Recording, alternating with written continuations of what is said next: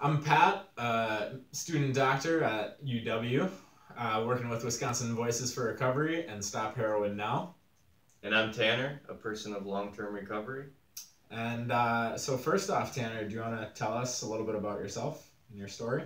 Yeah, in 2015, I hit a bottom in my life, a point where um, I realized that what I was doing and how I was living my life wasn't working. I was unhappy because I was drowning myself out in a bottle of pills and a bottle of booze, and I had nowhere else to turn. I didn't know what to do. I reached out to the county I was living in, and they ended up freeing up some funding for me to go into the Exodus House, which was a blessing because it was an hour away for where my playground, let's say, was. So you were able to get out of the environment that was causing you problems, clearly. Right. Yeah. It was a matter of I was desperate. I was hopeless. I was afraid.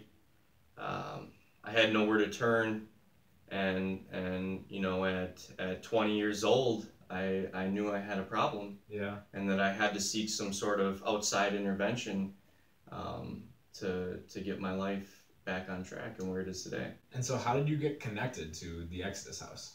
I actually contacted my county, and they freed up some funding for me, and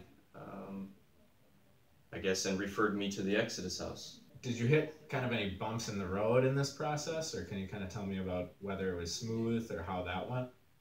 So I would say the biggest obstacle for me was plugging back into society, and getting to a point where I was comfortable going to outside events, comfortable to going to Brewer games, Bucks games, right?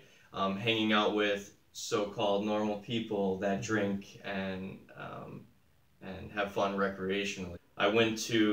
When I got out of the Exodus House, I joined a softball league, for example. And so going to the softball league, we'd play the game and everybody's drinking casually, but then it was the thing afterward to stay and drink. And I would have to say, of course, yeah, I don't drink. And the obvious question then is, why is that, right? Because it's a little odd that a young guy like me, wouldn't drink to the point where I would leave and cut out early. So I guess the biggest obstacle, to answer your question, is the stigma behind this. As human beings, we all want to be a part of society. We all want to bond and connect and have a life that's meaningful. And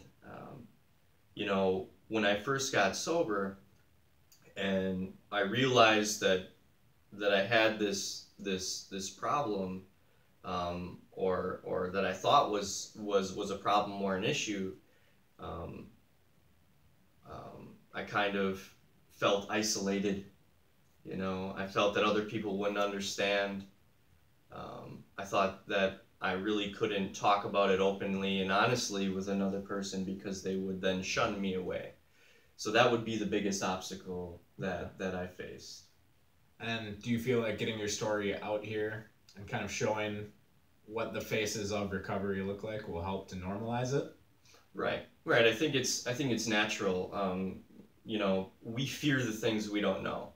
So this type of exposure and the things that are going on and the things that you guys or that you're doing and stuff like that will help to spread and make it a little bit more normal. That yes, I am a person in long-term recovery, but I am still just a regular person. There's people like me all around. That's the thing is you don't realize it, but Yeah.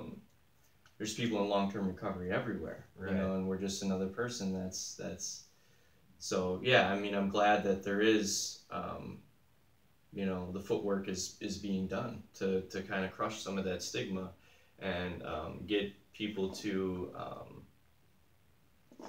start that conversation instead of ending it at hey, one last question I have for you is, with those, thousands, hundreds of thousands, millions of people that are in recovery out there, what advice would you have for them? I would say the biggest thing is just keep on doing what's been working. Lean into the help instead of pushing away. Find people that are positive, doing positive things, and surround yourself with them. And just keep on striving to build a life that you want to be a part of, because anybody could sit there and have vodka in every single water bottle that you see walking around in the street, but there's a reason why they don't, is because they're connected, and they have a life that they want to be a part of, so they're not drowning themselves out. So I guess, the biggest thing is just is to keep on. Well, thank you, Tanner. Really appreciate you sharing your story, and it's been great hearing from you. All right. It was great meeting you. Thanks a lot. Yeah.